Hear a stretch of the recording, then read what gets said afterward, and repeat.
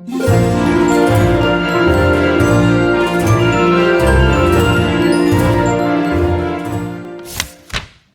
everyone! Welcome to Global People Daily News. Our virtual program today is Venturing in Between the Lines in response to World Day of Copyright Day, which is also known as World Reading Day, and is celebrated annually on April 23rd. This event is organized by the United Nations Educational, Scientific, and Cultural Organization to promote the importance of reading, publishing, and copyright. The day was first observed in 1995 to celebrate books as a powerful tool for education and cultural exchange. Since then, World Book and Copyright Day has become a global celebration of literature, encouraging people of all ages and backgrounds to explore the pleasures of reading and gain a better understanding of the importance of copyright. This event recognizes and celebrates all aspects of the book industry, including publishers, booksellers, and libraries. By promoting reading and protecting intellectual property, World Book and Copyright Day helps to support the growth of the book industry and ensure that everyone has access to quality literature. So, let's celebrate this special day by taking a moment to appreciate the power of books and the importance of copyright protection in our lives.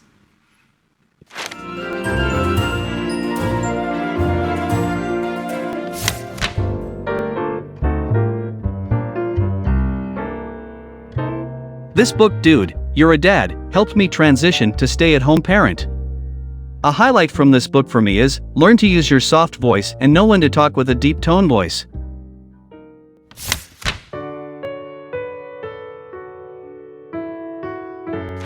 Niye tavsiye ediyorum bu kitabı? Çünkü Türk insanının medeniyetin beşiği olan Anadolu'da daha sonraki dönemlerde nasıl yaşadığını anlatıyor. Köy hayatı, gelenekler, görenekler, Türk kültürünü tanımak açısından güzel bir kitap. O yüzden önerdim. İnce Mehmet, Yaşar Kemal. Hi, my name is Amin Bashra. I'm originally from Toronto, Canada. And the book that I like the most is Heart of Darkness by Joseph Conrad. The book is a fictional story about a sailor who travels to Africa during the colonial period, and it goes on search for colonial riches and discovers a lot of the bad things that European colonizers were doing to some of the locals there. And I really like the book because it was written in such a way that it's quite hard to read. And so the author, Joseph Conrad, intentionally wrote the book that way so that the reader could experience some of the emotions and challenges that the main character of the story was facing as he was trying to navigate through the jungle of, I believe it was in the Congo.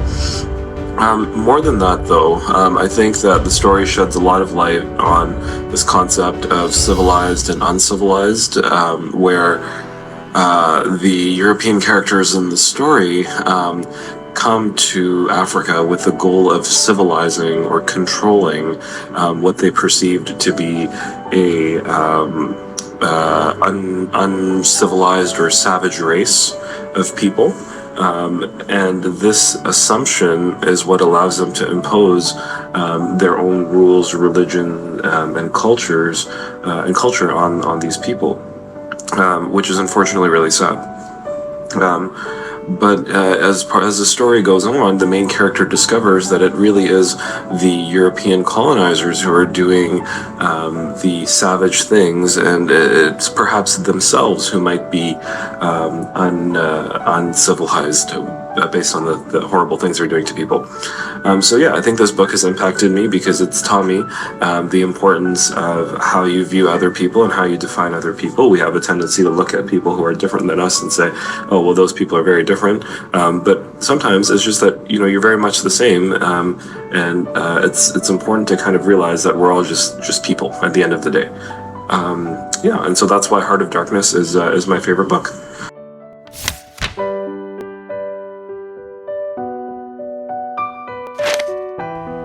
So I'm Emilia Suviola, and I'm an author. I have written 2 books, but here I want to introduce you a book as a reader, and it's called Swim in a Pond in the Rain, and it's written by George Saunders, and the subtitle is In Which 4 Russians Give a Master Class on Writing, Reading and Life. So it introduces these Russian short stories, the book, and George Saunders comments on these short stories. And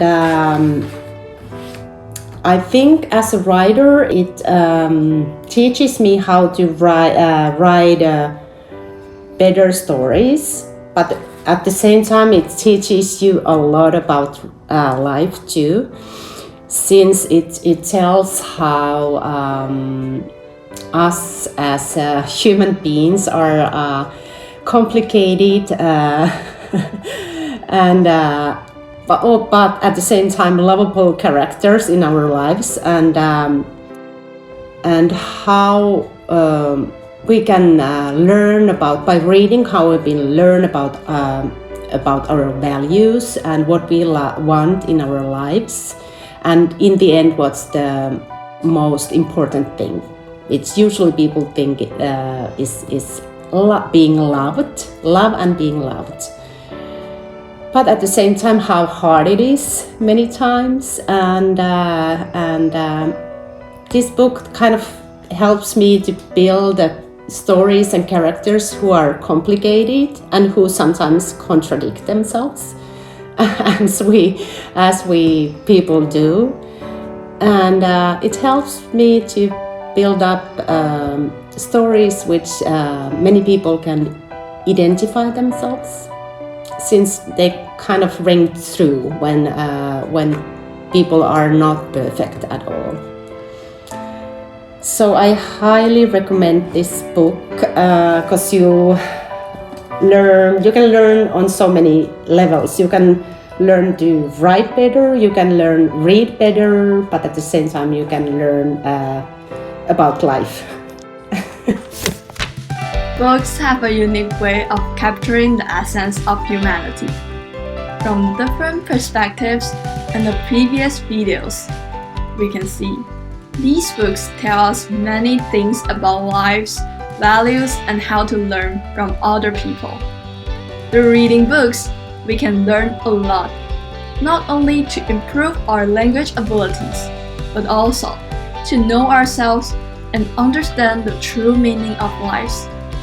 No matter what cultural or background we come from, we are all human beings, and we can all learn and grow from the book we read.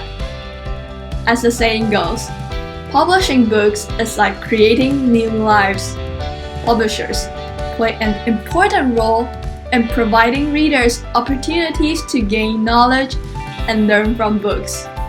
Next, I would like to welcome Miss Zhang to share with us about her journey as a publisher. Let's welcome.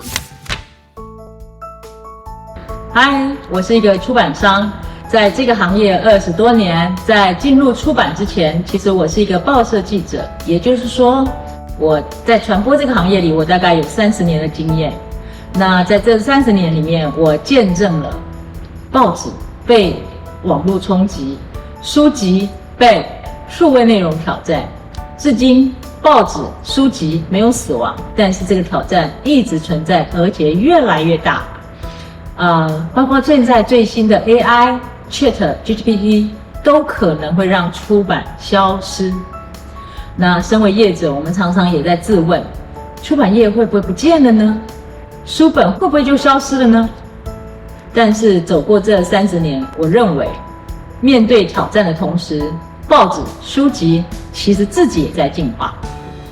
进化来自于勇于接受挑战跟自我省思，在浪潮中去找出自己的自我价值，然后发挥长项，与他人合作，共同创新。企业如此，人生不也如此吗？这也是我一直在传播业30年仍能够继续乐此不疲的原因。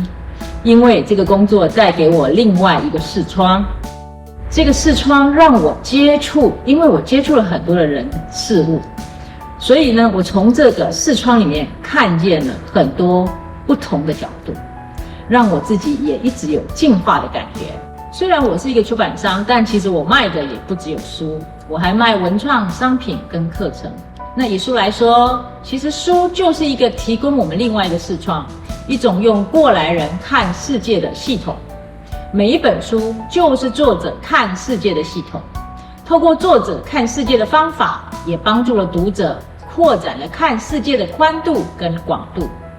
我们这一生其实自己是无法穷尽所有的知识与经验，然而透过书可以有效的整合，组织出属于我们自己的知识系统。每一本书的后面其实是人。经营出版感觉上是在经营书，但其实它是在经营作者跟读者。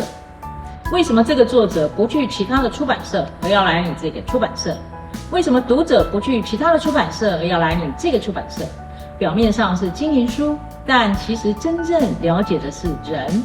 也就是说，理解读者为什么需要这本书，然后跟作者沟通，如何构成可以让读者容易了解这门学问。在理出这个书之前，其实理人是最重要的。也就是说，你理解了人了，你能够把这些头绪理得清楚的，那这个书就会顺利。所以有时候在做书做得很不顺的时候，就得回头去理解人的问题。等到对人理解了，书通常才会出得来。所以在出版20多年，我觉得我个人最大的磨练就是耐心跟理解人。每一次做书的不顺利，就是磨练我的心最好的机会。等到我愿意有耐心了，事情自然就会顺利。所以借势练心，借书练心，就是我个人觉得我在这个行业最大的收获。我有位作者，他专精热带雨林植物。2018我跟他出版了第1本书，至今他已经出版了4本，今年即将有第5本问世。他很诚恳地跟我分享，写书以来对他而言最大的收获不是名利，不是名气。他说他最大的收获就是认识了自己，因为他每一次出书，读者给他的回馈跟互动，当他再次出发的时候，他已经不是当时那个第一次出书的人了。所以一次一次的书写，让他更了解了自己，更清晰了自己的梦想。我也跟他分享，在从事出版的每一个工作里，我所面对的人事物，其实就是让我更增加了认识自己的机会。书本可以传达的是知识，然而书本也有传达不到的东西。古人说，世事洞明皆学问，人情练达即文章。在人生路途中，工作、家庭、亲情、爱情、友情种种的关系，种种人事物的应对，都只是一种风情，一种经验。重要的是，透过这些外在的风景，我们看见了自己内心什么样的风景呢？如何在经历种种的风景之后，仍然保有一颗原来纯净跟清晰的心？洞悉人情世故的应退进退，是书本跟课堂上无法学到。有形的是书本，无形的是书本背后要传达的人心。看书如看人，透过书本，我们更认识了自己，因此也更认识了他人。做书其实就是做人，这也是身为出版人的我最大的学习。Thank you for sharing your insights of publishing industry and the evolution of books and newspaper in the face of digital challenges. It is inspiring to see how you have continued to evolve and adapt to changes in the industry over the past 30 years. Your perspectives on books as a window into the world is a refresher reminder of the value that they hold beyond just their tangible pages. It is evident that your passion for the industry extends beyond just selling books and that you are committed to providing your customers with a range of knowledge and experiences. Next, I would like to invite 2 more sharings about how they got inspired by the books they read. Welcome. Hi, I'm Maya. I'm a postdoctoral research fellow here at the Brigham and Harvard Medical School, and I'm from Germany. My favorite, most recent book is a German book from an author called Marianne Leckie, and it's called Was man von hier aus sehen kann, like what you can see from here. It's basically a book about, it's a novel about this little community village and their interactions and just like human interactions, and the premise is basically that this one lady, whenever she dreams of an okapi, that means in the next 24 hours somebody's gonna die, but it's a very loving book about just human life and human relationships. I think it inspired me. I think it's very beautifully written, and it sparks so much joy despite dealing with death as a concept and as a theme, and just how loving human relationships can still be leading, not still, but like even in dealing with death and supporting each other and living with the knowledge that death is also imminent, I guess. I think it's nice because it's kind of a book where, but it's very difficult to describe even the plot, because it superficially is about death, and like the topic is like officially about death, but then it's really much more about life and how death is like all around us, but also at the same time is not really, and it's something that we live with. I actually read this book as a part of a book club, and that was the only book that all of us just 100% purely enjoyed and loved, and I have gifted this book to a lot of people, and they have gifted that book themselves to a lot of people. So it just, I like universally feel like everybody that I've encountered with just loved this book. It is in German, but I think there's also an English translation. Yeah, I think her language is very particular, as like sometimes I'm not sure how well these translations are when like language itself also has like a very particular style, but yeah, I'm sure like that book really made me just feel happy.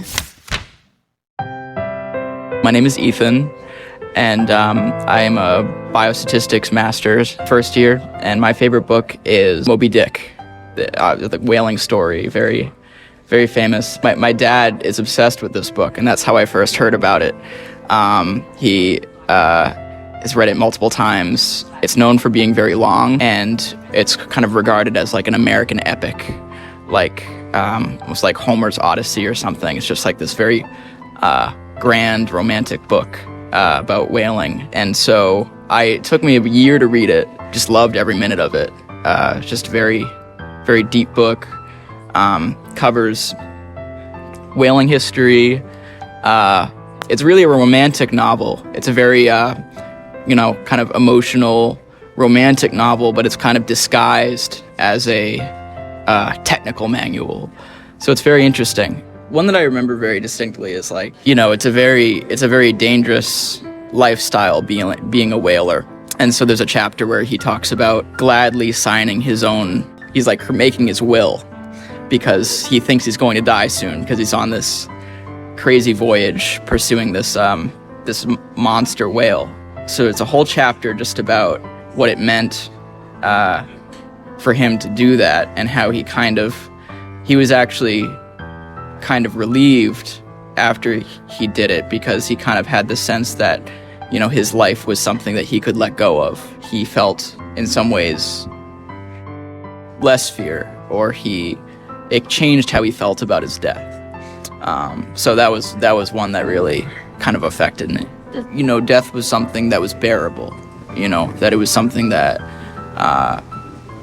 you can kind of come to terms with instead of it being this really scary thing. Thank you, Maya and Ethan, for sharing your personal connection to the two thought-provoking books. These two books are powerful reminders that death is a natural part of life.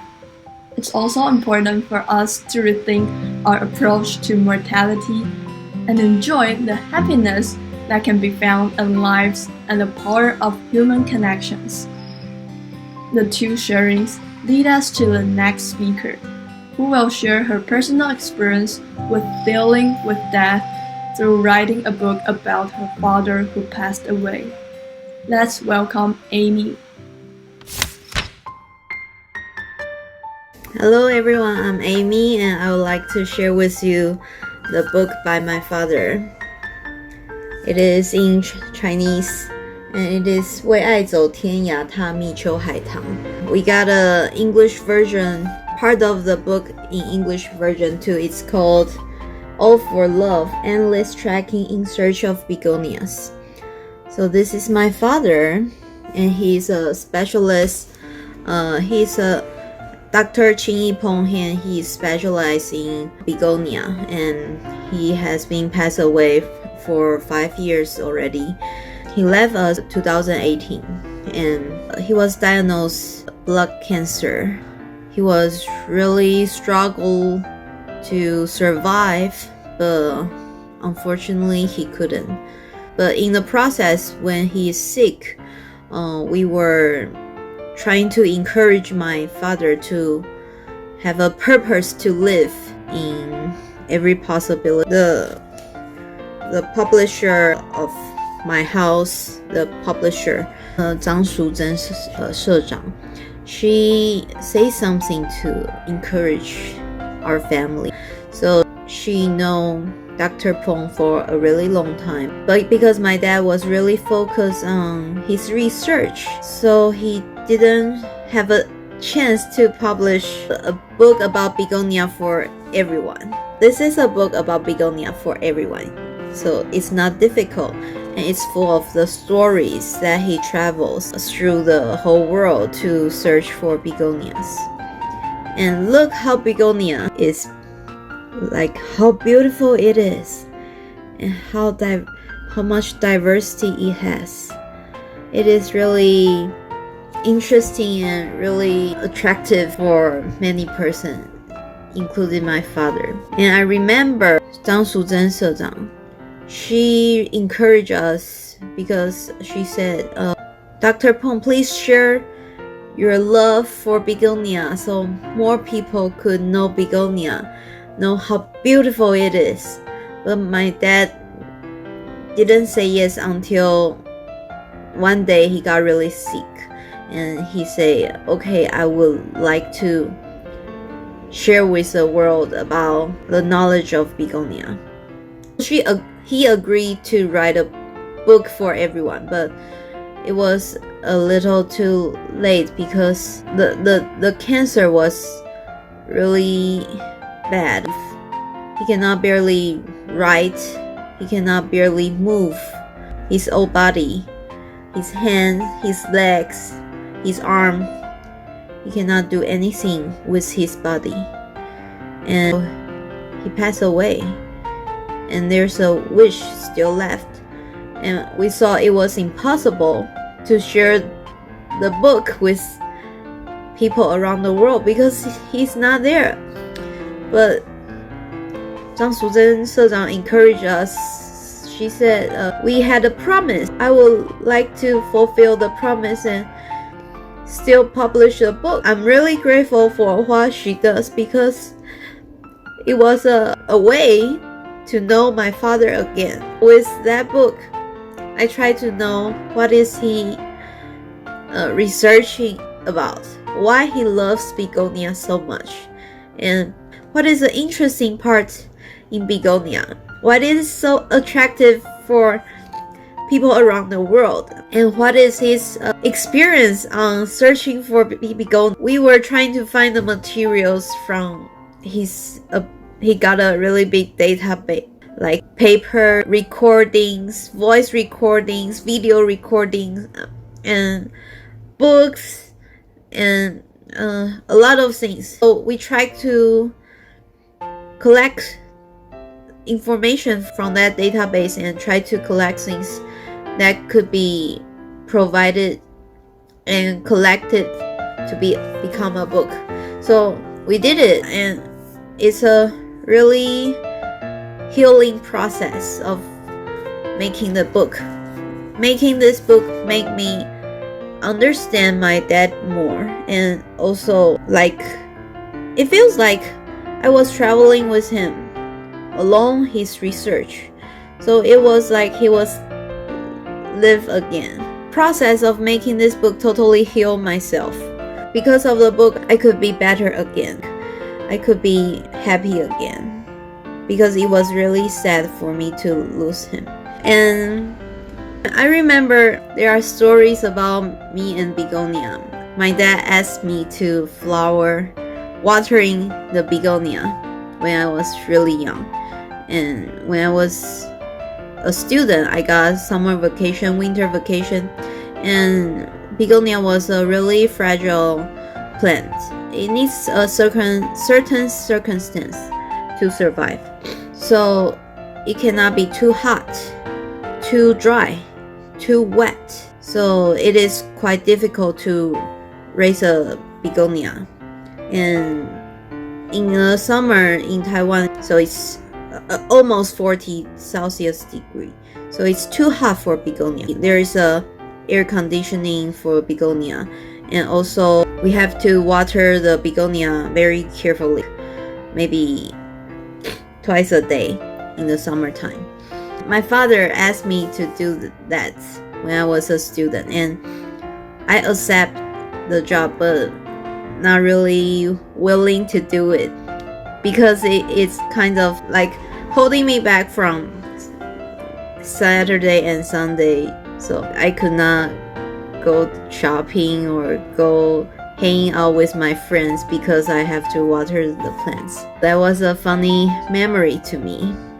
Because of this experience, I know better about begonia. This is a book called 为爱走天涯踏蜜秋海棠, and it includes 3 parts. The first part was talking about my dad, Dr. Chin Yipeng. He went to search for begonia in the world and why he's in love with begonia, and many field trip experience when searching the begonia. That's the first part. Second part is written by my mother because my dad is a scholar of begonia, so he traveled all around the world to interact with other scholars that also love begonia in the world. My mom sometimes accompanied with my dad to travel around the world. The second part is they share begonia informations, like the garden they went around the world, how people grow begonia in different parts of the world, like meeting friends through begonia. And the last part is introduction of several different beautiful begonias.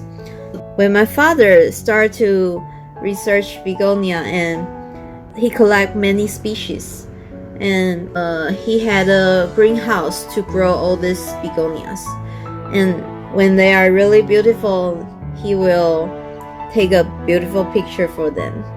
Every year he got a begonia calendar out there for his friends and maybe scholars around the world. And there's some information around the picture. This part was from the calendars he made when he was here. That's a lot you can see. Yeah. And also included Taiwan's 19 species of begonia. That's a story of how this book was made. And there was an English version You can find on Amazon. You can find the book on Amazon and also on Google Book. It's a translated version of the first part of this book. So it's about his story traveling around the world. And we translate his story into English to share with everyone. That's the story, and I hope you enjoy it and find the love of your life. Thank you, Amy. Your story is truly heartwarming. I'm happy to know that you found solace in writing, and I believe you will continue to heal. After hearing your story, it made me think about what I would do if I were to face a life-changing event. So, I would like to pose the same question to all of you. What methods will you use to get through difficult times? We will explore this topic further through the stories shared by our upcoming speakers, all of whom have written books about overcoming adversity and reducing pain. Let's welcome. Hi, I'm Angela. I'm a master science student at the Chan School. I study environmental health. Recently, one of my favorite books has been Educated by Tara Westover. And I don't remember a specific quote about the book, but I just thought her story was really inspirational. She came from a really horrible and traumatic background, and she was able to overcome a lot. And I just found the book really chilling and just inspirational for me. And I think, even though I don't remember like a specific quote, I think she just writes really well. And it's amazing, given the fact that she didn't have public education growing up, how well of a writer she is. I think it just reminds me of like, you can overcome obstacles. You know, like her story was really traumatic, and like a lot of it was unfortunately because of her family. I think she helped like normalize, I guess, feelings that people might have, like if they're in a similar situation.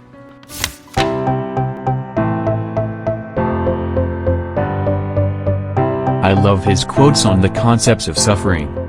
He said suffering is a state of unfulfillment and dissatisfaction, and it starts in the mind. He said, whenever there is wanting, the mind is not peaceful, which causes it struggle, and whenever there is struggle, there is suffering. When we begin to think about the things we lack, things we don't want to lose, that particular state of satisfaction and dissatisfaction, we begin to suffer. Based on his concept of achieving enlightenment, he said if we are able to separate the mind from the body, we can reduce suffering. And this can be achieved through meditation.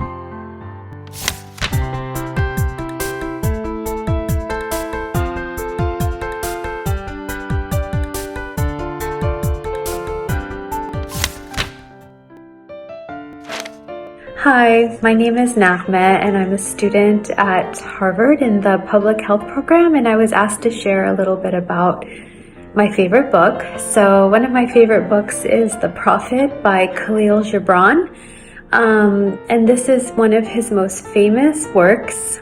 Khalil Gibran was a Lebanese American writer, poet, and artist, and he wrote this book in 1923.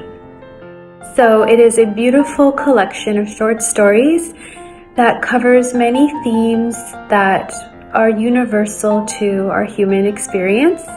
Things such as friendship, love, death, freedom, beauty. And I find that it's a timeless book that I often will refer to and reread and gain new insights each time I read it. It's a very deep book. So one of my favorite passages from the book is from the chapter on self-knowledge. And I'll just read you a brief passage from that section. And a man said, "Speak to us of self-knowledge." And he answered, saying, "Your hearts know in silence the secrets of the days and the nights, but your ears thirst for the sound of your heart's knowledge." You would know in words that which you've always known in thought. You would touch with your fingers the naked body of your dreams. And it is well you should. The hidden wellspring of your soul must needs rise and run murmuring to the sea, and the treasure of your infinite depths would be revealed to your eyes. But let there be no scales to weigh your unknown treasure, and seek not the depths of your knowledge with staff or sounding line. For self is a sea boundless and measureless. Say not, I have found the truth, but rather I have found a truth. Say not, I have found the path of the soul. Say rather, I have met the soul walking upon my path. For the soul walks upon all paths. The soul walks not upon a line, neither does it grow like a reed. The soul unfolds itself like a lotus of countless petals. So, I hope you enjoyed that excerpt from this book. I highly recommend it, and I hope you have an opportunity to read Khalil Gibran's The Prophet. Hi everyone, my name is Anne. I'm an attorney currently residing in California. World Reading Days is celebrated on April 23rd. To commemorate this meaningful day that encourages more people to read and write, I would like to share some tips with everyone today on how to show our appreciation to all the hardworking authors. A copyright is a type of intellectual property that grants the owner the exclusive right to copy, distribute, adapt, display, and perform a creative work for a specific period of time. The creative work could be literary, artistic, educational, or musical in nature. A literary work is copyrighted as soon as the words are written down, typed, or otherwise recorded. As a result, copyright protection for a novel begins the moment the author writes it. To receive copyright protection, the author does not need to place a copyright notice on his or her book or register it with the Copyright Office. As such, the golden rule in copyright laws is to obtain express permission from the owner, creator, or holder of the copyrighted material. You may not use the work unless you are the creator of it. This is true even if a work does not bear a copyright symbol. As such, if you want to share any creation, whether it is an essay, a narrative, or a golden sentence, or even a concept in the book, remember to cite. Tell the reader the source of this sentence, including the title of the book and the name of the author. You can also provide URL hyperlinks from legitimate sources so that more readers can read the full text. I hope the information above helps you better understand copyright. Happy World Reading Day! Through the above sharing, we have gained insights into how we can take some tips to protect the author's intellectual property and ensure that their hard work is respected. As we move forward, I hope that we will all take what we have learned today and put it into action. We can start by being more mindful of the small things that we can do in our daily lives to protect the rights of authors and creators. Whether it is avoiding piracy, citing sources, or giving proper credits. It is truly inspiring to hear the stories of our guest speakers and learn from their experiences.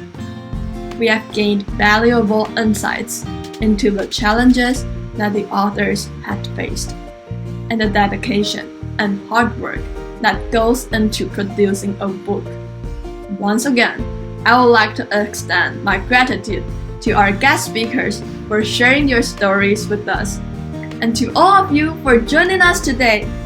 Let us all continue to support each other and work toward a better future of the book industry. If you like our event today, feel free to like, subscribe, and we'll be really glad to have you leave your comments and any sharings. Thank you for joining us today. We hope to see you again at our next event. Bye bye!